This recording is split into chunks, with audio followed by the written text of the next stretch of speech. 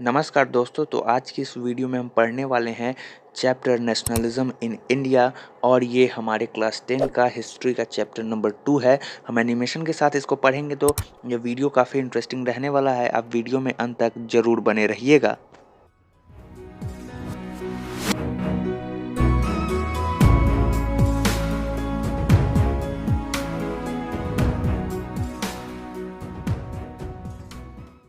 हमारा टॉपिक शुरू होता है इंट्रोडक्शन पार्ट से। मॉडर्न नेशनलिज्म सबसे पहले हमें यूरोप से दुनिया के अलग अलग हिस्सों में जाता हुआ दिखा। यूरोप में हुए रिवॉल्यूशंस, नेशन स्टेट्स के फॉर्मेशंस की वजह से लोगों के अंदर ये फीलिंग आया और उन्हें ये सोचने पे मजबूर कर दिया कि आखिर उसकी आइडेंटिटी और सेंस ऑफ बिलोंगिंग किस चीज़ के द्वारा डिफाइन की जाती है। और इसके बाद से ही लोगों ने नेशनलिस्ट मूवमेंट में पार्टिसिपेट करना शुरू किया और उसके बाद से कई सारे नेशनलिस्ट मूवमेंट हमें दुनिया में देखने को मिले। उसी में से एक नेशनलिस्ट मूवमेंट हमें भारत में भी देखने को मिला। वर्ल्ड वॉर वन उस वक्त दुनिया में चल रहा था और वर्ल्ड वॉर वन के दौरान एलाइड पावर जिसमें ब्रिटेन, रशिया और फ्रांस लड़ रहे थे, तो वहीं एक्सिस पावर जिसको सेंट्रल पावर के नाम से भी जाना जाता है, उसमें जर्मनी, ओटोमन एम्पायर और जापान एक साथ मिल करके एलाइड पावर के अगेंस्ट में लड़ रहे थे।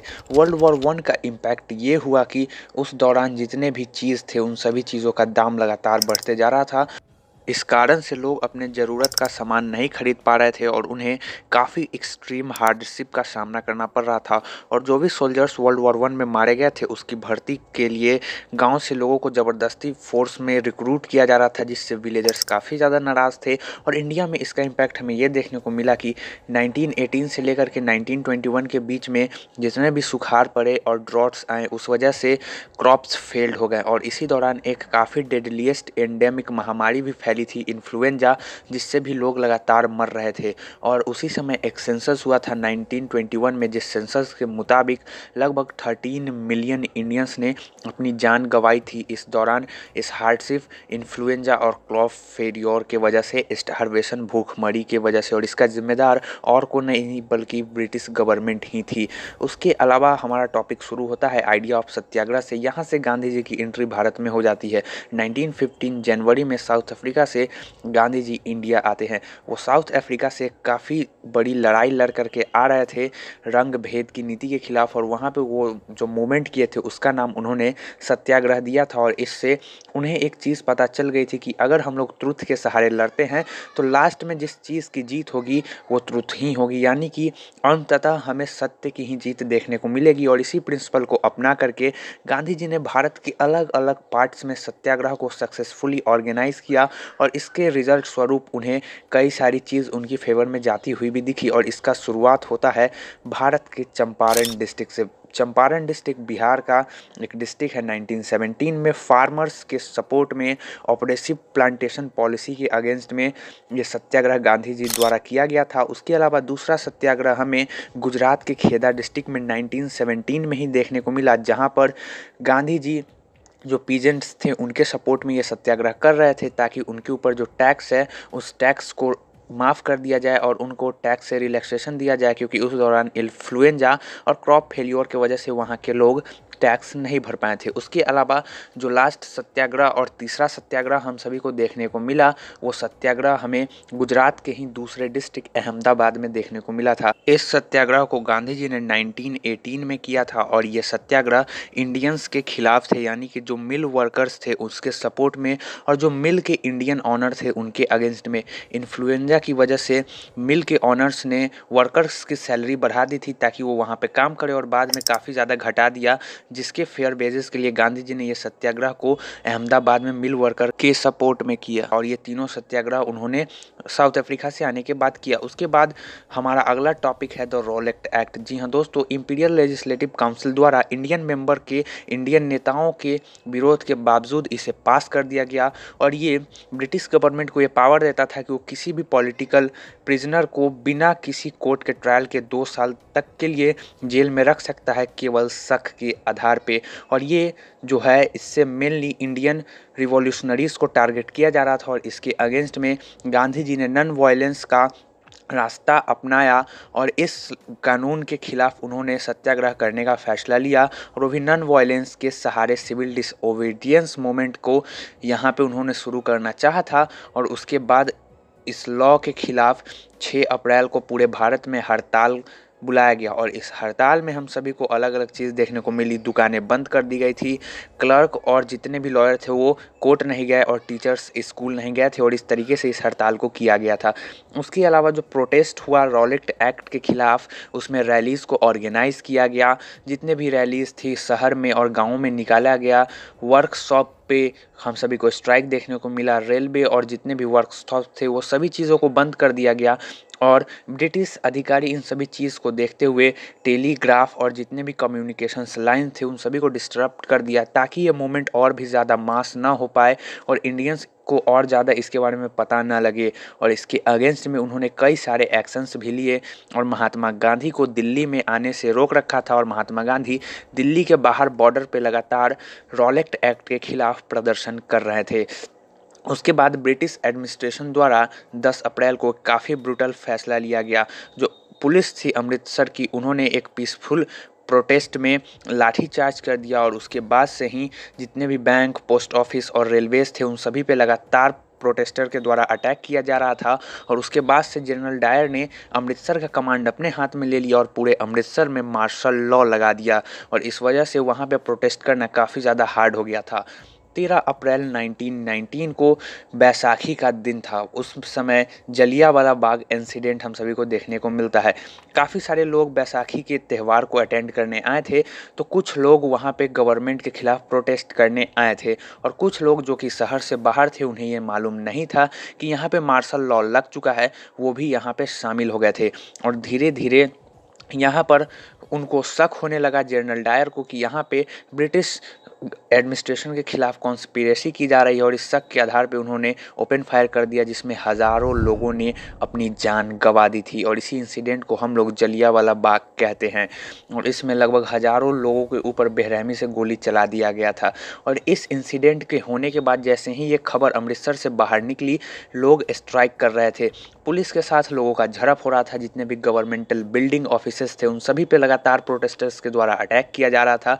इसके रिस्पॉन्ड में ब्रिटिश एडमिनिस्ट्रेशन ने काफ़ी ब्रूटल तरीके से रिस्पॉन्ड किया और कई सारे नेताओं को पकड़ करके बेरहमी से मारा गया और उनके साथ काफ़ी बुरा व्यवहार किया गया। और उसके बाद से ही गांधी जी को ऐसा लगने लगा कि अब ब्रिटिश एडमिनिस्ट्रेशन और ब्रिटिश राज के खिलाफ हमें कोई बड़ा मूवमेंट नेशनल लेवल पे करना पड़ेगा। लेकिन इस मूवमेंट को करना इतना आसान नहीं था भारत जैसे बड़े देश में और डाइवर्स कंट्री में। यहाँ पे अगर उन्हें कोई भी मूवमेंट नेशनल लेवल पे सक्सेस कराना था तो उसके लिए उन्हें हिंदू कम्युनिटी और मुस्लिम कम्युनिटी को ज़्यादा दूर नहीं होने देना था। उन दोनों को और क्लोज ला करके दोनों को एक साथ सपोर्ट ले करके ब्रिटिश के खिलाफ उनको ये मूवमेंट करना था। और कुछ ही दिन पहले वर्ल्ड वॉर 1 ख़त्म हुआ था जिसमें ओटोमन एम्पायर का काफ़ी बुरी तरीके से हार का सामना करना पड़ा था एलाइड पावर के हाथों। और उसके बाद ये र्यूमर फैल गया कि जो ब्रिटेन है और उसके साथी कंट्री है उसने ओटोमन एम्पायर के साथ काफ़ी हार्श ट्रीटी की हैं।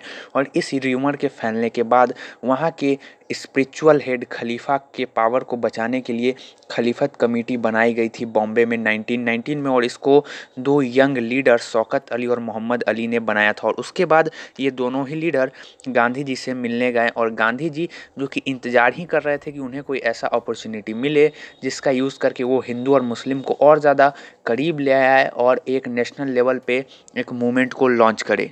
सितंबर 1920 के कोलकाता कांग्रेस सेशन में गांधी जी ने खलीफत मूवमेंट और नॉन कॉपरेशन मूवमेंट को लेकर के पहले बार अपने विचार कांग्रेस के अन्य नेताओं के सामने रखा था और कहा था कि इसमें हम खलीफत मूवमेंट के साथ साथ स्वराज को भी सपोर्ट करेंगे और इसी के तरह एक हम नेशनल मूवमेंट को लॉन्च करेंगे। उसके बाद सवाल उठता है कि आखिर गांधी जी ने नॉन कॉपरेशन मूवमेंट को ही क्यों चुना, आखिर इसका मकसद क्या था। तो गांधी जी अपने फेमस किताब हिंद स्वराज जो कि 1909 में गांधी जी के द्वारा लिखा गया था उसमें बताते हैं कि ब्रिटिश एडमिनिस्ट्रेशन हम पे तभी राज कर पा रहा था तब इंडियंस उसका सपोर्ट कर रहे थे। अगर इंडियंस उसके साथ कॉपरेशन बंद कर देते, इंडियंस उसको सपोर्ट नहीं करते, तो अंग्रेज़ हम पे राज नहीं कर पाते, क्योंकि जितने भी ऑफिशियल्स थे, सिपाही थे, सोल्जर्स थे, वो सब के सब इंडियंस थे। अगर ये सब ड्यूटी नहीं करते तो अंग्रेज़ हम पे राज नहीं कर पाते।